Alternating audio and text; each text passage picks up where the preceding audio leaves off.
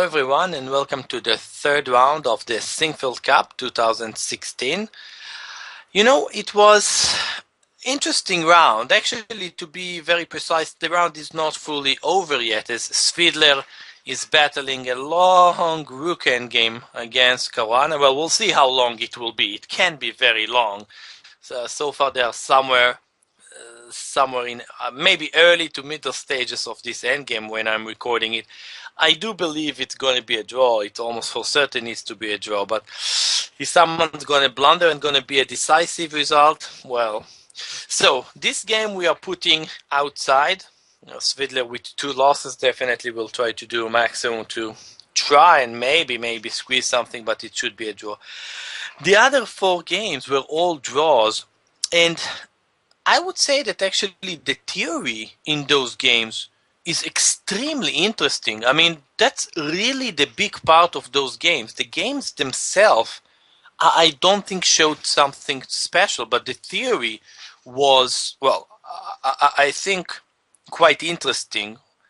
Mainly, Anand Nakamura was really interesting. Giri's game, which will be the game that we will focus the most, is probably also had most action, and Aronian came with some, I don't know, quite important novelty. Okay, we will see a bit of everything, right? 4 games, really a bit of everything, where Giri game might be, well, it's the longest one, Topalov game is the longest one, but they went to an end game that I'm not going to touch. Let's start with Anand Nakamura. Alright, so nothing is special about the night-off between Anand and Nakamura, although they also play d4, e5, and h3 seems to be, well, what Anand has been playing these days, and also have been playing a bit before. E5, and this h5 move, alright, the main idea is to stop white from playing g4 and basically claiming that the knight on e2 is really bad, which, well, it somewhat is if g3. If white could, that's what you want to go.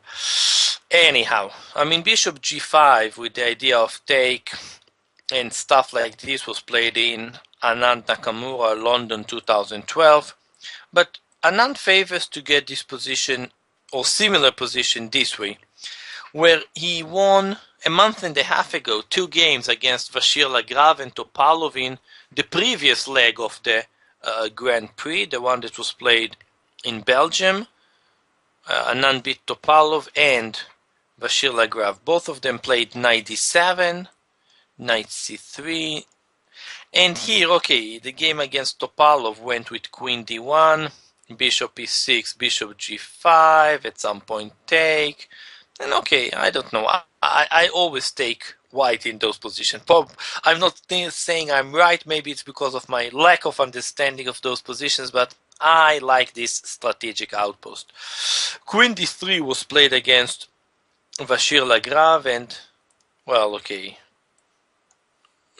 same story pretty much, right?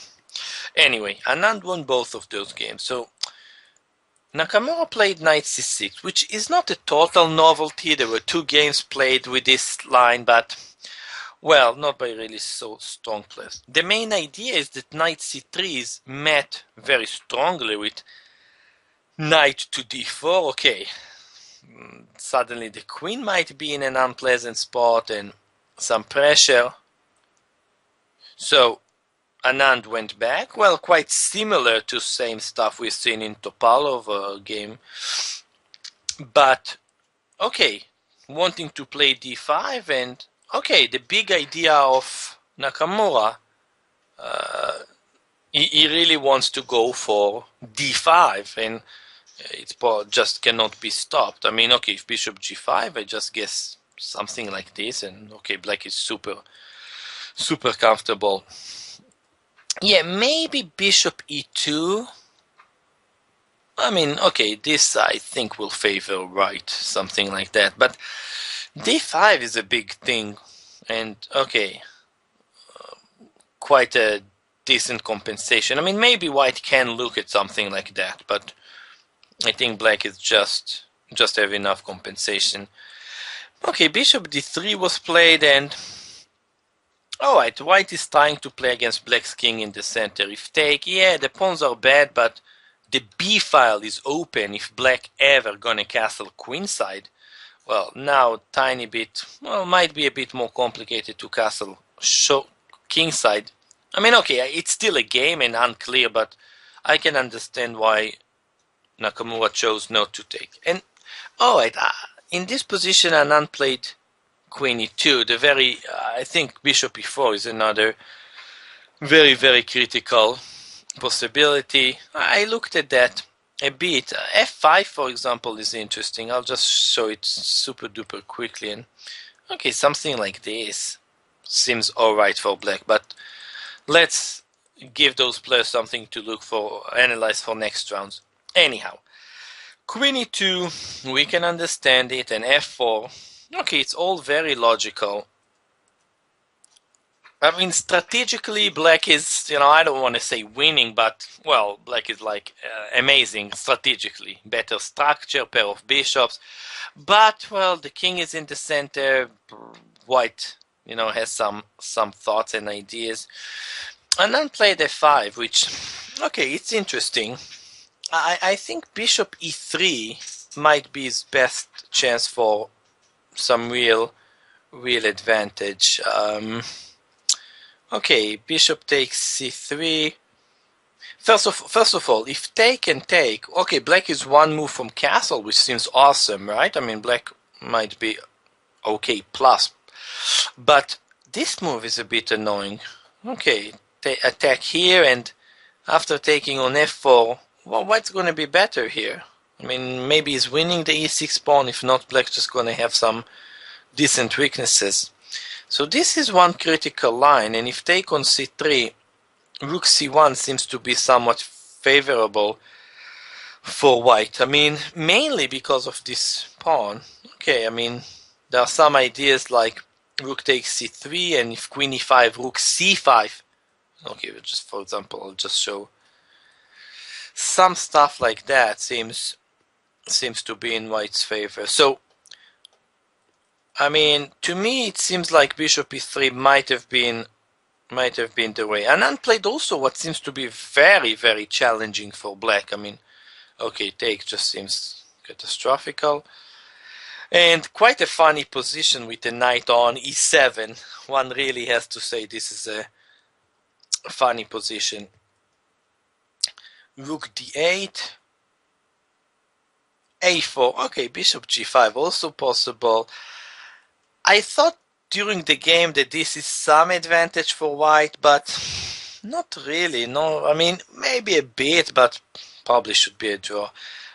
For example, queen g5 is interesting. I mean, not allowing black to castle, but we will see in Giri's game and several other games that, Morozevich, Svidler from 2005 in the World Championship tournament, where heavy pieces, the kings is somewhat safer with heavy pieces. Not really easy to target the king. I've mentioned it a few times in previous videos. For example, here rook d5, and believe it or not, the king on d7 can be very, very well placed.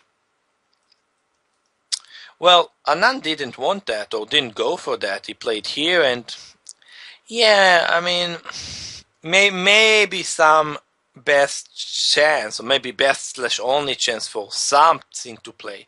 And okay, I'm certain Carlsen would try to play like this against both of them. And that's how he beat them quite sometimes. If you remember the end game against Anand, I think game 5 in the first World Championship he won was like out of nothing, squeeze, pressure, win.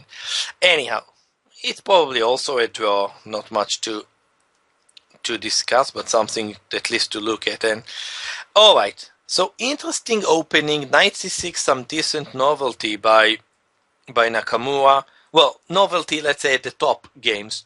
And, well, it's back to white to show if he has something. In Topalov-Bashir Lagrave game, I'm not going to touch it. I'll just mention that if you look at the position up until quite deeply on move 21, I mean, the move king b1, or that exact same position, was played in just 2 days ago in Giri against Bashir Lagrave, and king b1 was played instead of Topalov's rook g1.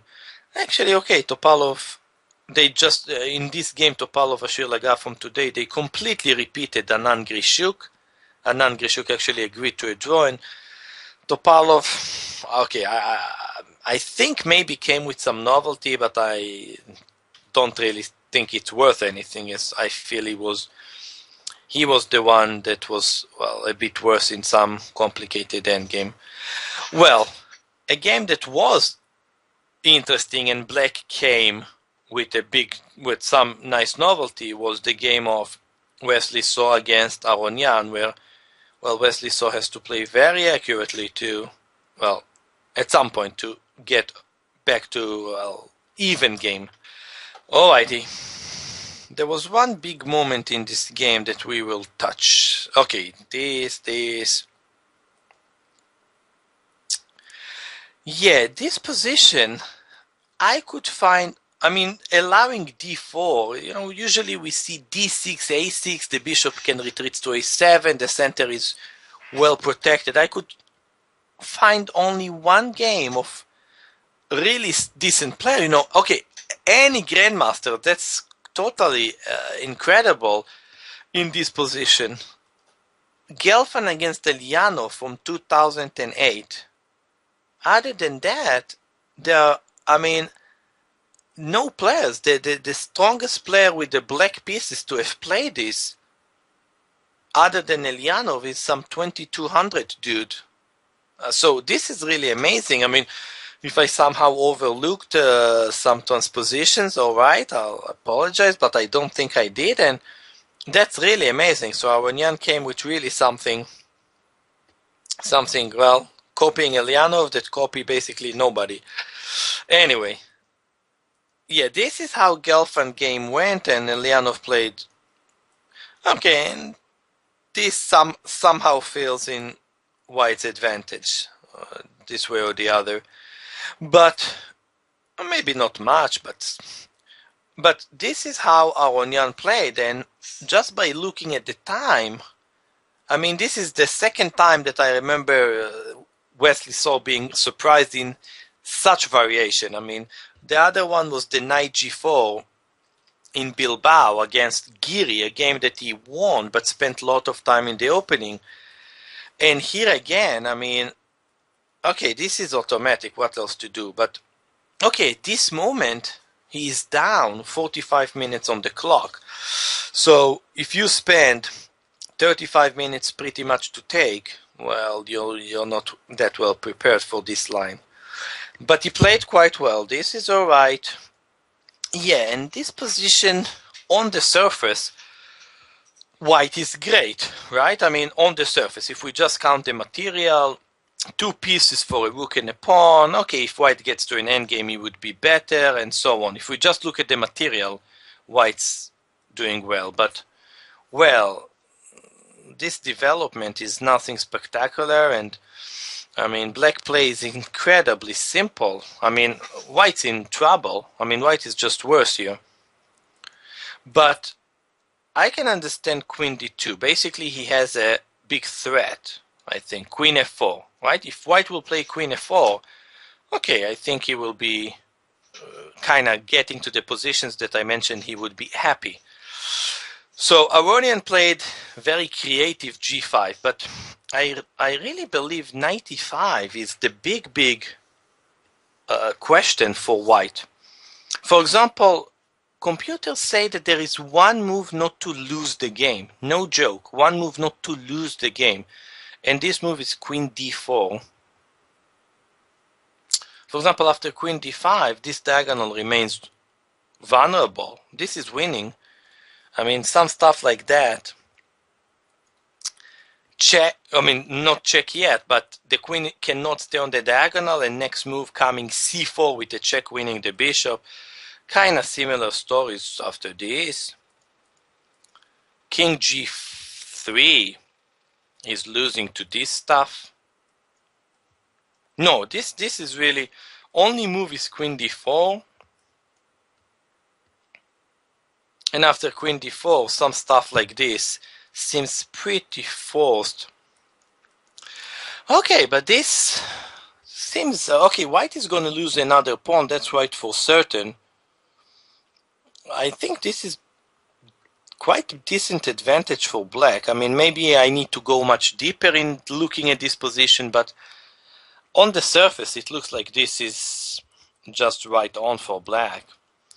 Instead, after g5, yeah, the game was still very complicated, but I like very much the way that So played. I mean, okay, this is just has to be played. I mean, stuff like this. Queen is coming to e1 if bishop d4, c5, if bishop d2. Okay, I mean, yeah, this white is just not really getting to be in the game. Knight d3, queen e2 in some lines. So this is a very, very smart move. And okay, if queen e5, this is a minimum okay for white. I mean, this is a kind of cool double check and the queen is gone. So that's going to be equal. And also, okay, I mean, this interesting intermediate move and then take. Oh, I think white is... I would a bit prefer white there. So Aronian took. Okay, black is a pawn up, but white has a lot of... obviously a lot of play, some weaknesses. Okay, the players just played really well.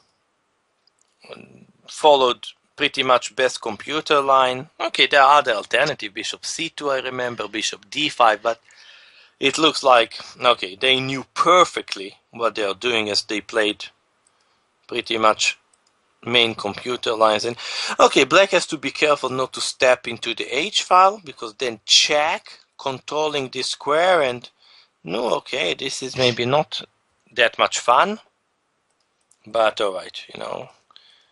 Check, let's check from here, and so on, and a draw. So, knight takes f2 and d6 by Aronian just seems to, first of all, immediately improve big on Gelfand Elyanov, but not many games, and okay, white seems to be worse there, just on the spot, and a big question was, again, what would have happened if knight e5 instead of g5? Well, So survived this one, but well, that was a bit well, more than a bit dangerous for him. I thought the most interesting round game of the round was Giri against Ding Liren, and okay, Giri, I actually haven't heard, but I read it on ICC that Giri said, I think it's so funny, and at least he has sense of humor. He said, I used to be a very strong player. I think he's the youngest player in this tournament here, right? I mean, let me just quickly see. I think he is the youngest player in this tournament, and it's just kind of amazingly funny. Okay, Ding Liren also really young. Oh, maybe So is tiny younger, a year younger, but it's just amazing. But yeah, well, he's really on a slump, right? I mean, we have mentioned that ever since the candidate, it's just somewhat is being hurt. I mean, I think he's so young and so strong, he will get back to where he should be, but well, we just constantly see it. I mean, even the game yesterday against Nakamura was pure ugliness. He got such an okay position from the opening and was squeezed. Then got really big chance for a draw, I think, right? Knight g4 instead of knight d3, and yeah, not great period for Giri. Anyhow, today he produced a really interesting game against Ding. Okay, it wasn't really very complicated for Giri to prepare, as many games of Ding in this line. Bishop g5 is the game of Anand against Ding Liren, Bilbao 2005. Take on e6 is Wei Yi against Ding Liren from Baku 2015. Knight h4 is another game of Ding Liren. This is Caruana against Ding from Vacancy, Tata Steel 2016. So, okay, this line, many games of Ding Liren in this line. Okay, In this game against Giri, he played castle. He played c4 against Caruana, and okay, got somewhat to a worse position, mainly after this stuff. Yeah, okay, the d5 square that I like so much. Okay, Fabi also liked this square. Ended up winning a long game, move 83. I think it was, if I remember okay, kinda black was really okay, but at some point blundered. Alright, knight f5. There are even here some quite recent games by really strong players of Anisian, Yeah, actually, I pronounced the game not so horribly, I hope, against Puron. I mean, both players 2650, 2700, tiny less. And another game, Timofeev against Matlakov, from both games from 2016. And black played immediately brought the knight back. Okay, Ding played rook c8, bishop g5. I think this is pretty much new territory. And take, and knight e8. I have to say that somehow I feel I like white here. I mean, if something like this and trying to open the file, it feels like I don't know. One should prefer a bit white, mainly or maybe only because of that d5 square that he has, but it just feels that way. Well, the game wasn't that far from that, so keeping the bishop makes lots of sense, right? If white can keep the pair of bishops, really great. Okay, cannot. But, yeah, okay, bishop d5, I'm not also 100% certain. But I guess he didn't want his bishop to be trapped in some lines. Anyhow, yeah, this b3 in this position, let's say also alright. And what to play here? I mean, I like white. I mean, once again, I've mentioned it, I think, pretty much in any game, the d5 square. Actually, well, not in the Wesley So game, there wasn't any pointer, but I mentioned it quite a few times in the Anand game. So maybe some king h1 and some ideas of g4 are possible. Probably black has some ideas of, well, getting the knight back this way, or maybe to d7. I mean, I feel white it's a bit more pleasant for white, just a feeling, but okay, computer, when I looked at it, says, okay, really kind of equally, so most likely that's the position. Still feels a bit nicer for white. But in the game went a bit differently. Bishop e4 was played, I guess. By the way, e4 also was possible for white. I guess Giri just want to get the knight to d5, and okay, let's just hypothetically show this thingy. Okay, this, on whatever you want to say, white is better here, and if take, I think I would take with the pawn and say that white is maybe much, much better. I mean, okay, this is catastrophe for black. Feels like it. Well, so this is his idea. I'm not certain if he overlooked black's reply, but black has a very cool reply. c4, right on, not allowing white to regroup and organize anything. And knight take, that's the key part. I mean, don't even look at that. But this is very cool.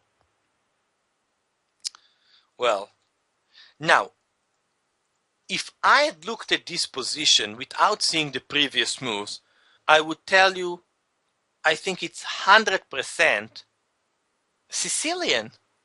Some version of a Najdorf or some Schwenningen with e6.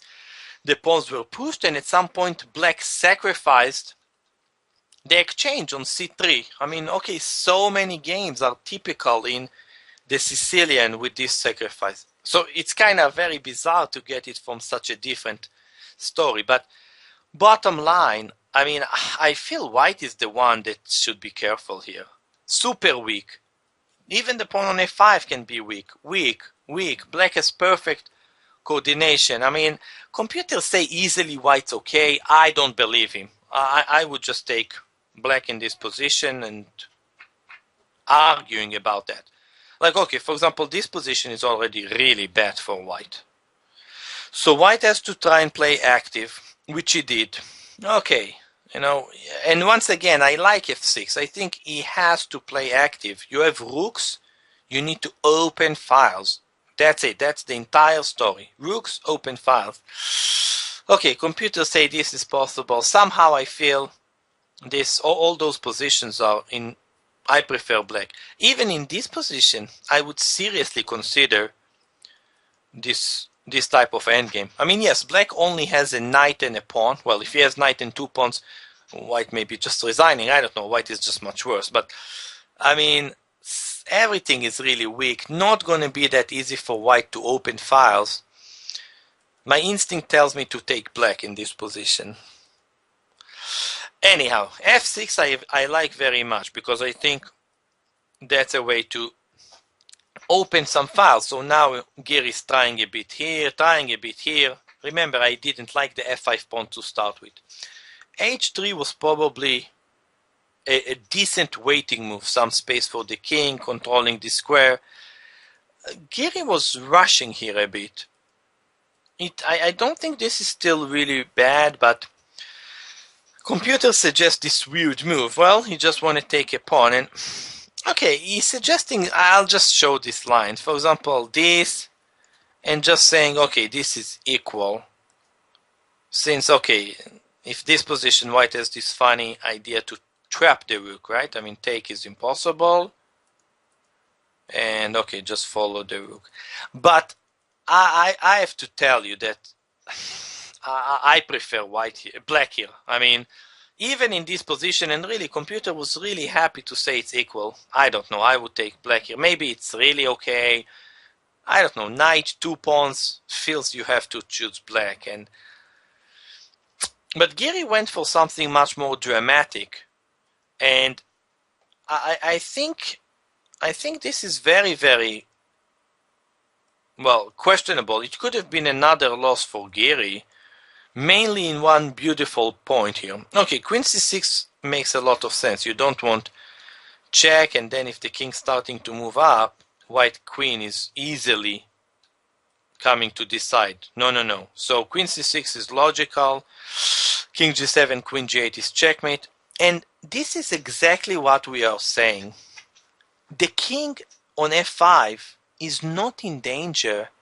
If you remember some games, I mentioned before Morozevich-Svidler from 2005, Gashimov against Grishuk that came from crazy Sicilian. Okay, there were minor pieces on the board also, but Grishuk king, I think, made it to b1, something like that. This is a game from 2010, I would say.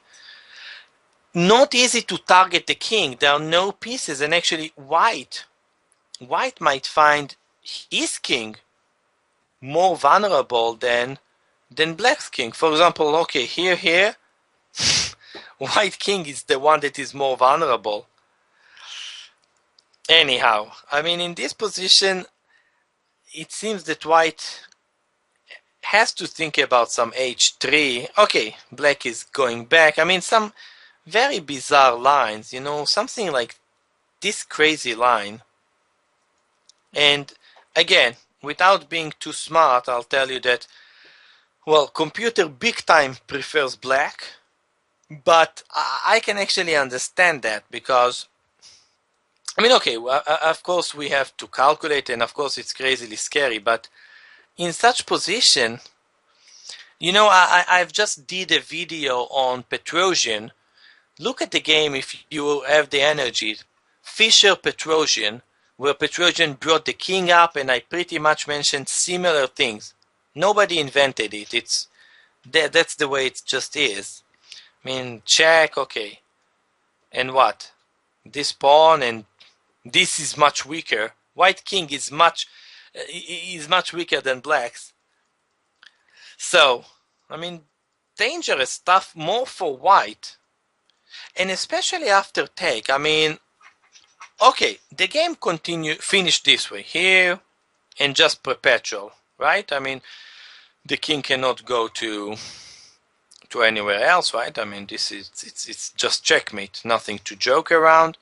And if the king goes here, similar stuff, just checkmate on the spot.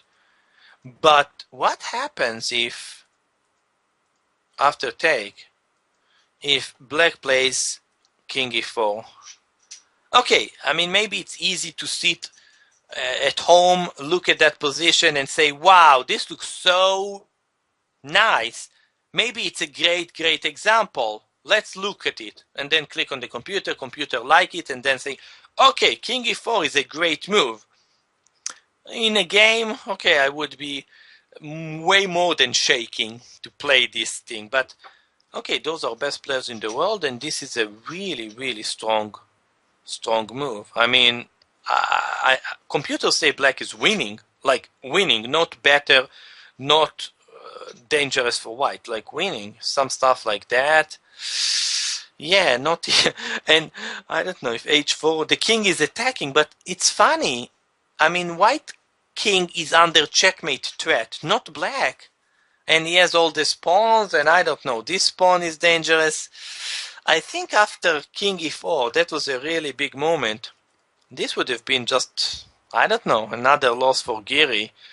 Then he would have said yesterday that he was a stronger player 2 days ago. But yeah, really, this player, such a strong player, well, need to, well, shape up a bit, right? It's almost 2800, and now he's, well, the way he's playing is he wants to test 2700 from below.